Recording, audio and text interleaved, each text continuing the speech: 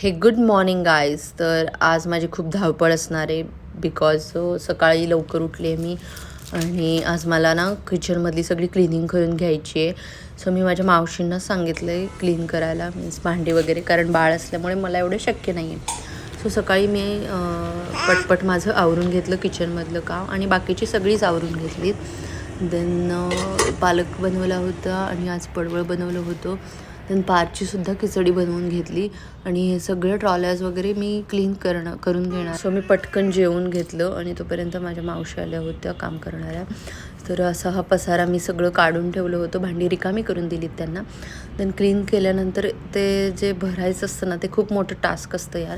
माझा तर पूर्ण अक्षरशः म्हणजे 10-10:30 वाजले मला आणि काही काम मी सकाळीसुद्धा केलेले. सकाळी उठून काही काही गोष्टी केल्या. मला वाटते मोस्टली सगळ्यांचंच असं होत असेल की ते पसारा जो उचलताना ना खूप मोठं, म्हणजे फार मोठं काम वाटतं ते. आणि इकडे पार्थसुद्धा मला मदत करत होता, एकदम शांत बसला होता तो, त्याच्यामुळे माझं तरी बऱ्यापैकी पटकन आवरून झालं होतं. आणि मी ना आता थोडं थोडं मला हवं तसं किचन सेट करणार आहे बिकॉज इतके दिवस पार्थ लहान असल्यामुळे काहीच करता येत नव्हतं. सो मी मसाल्यांच्या छोट्या बरण्यासुद्धा नवीन ॲड केल्यात.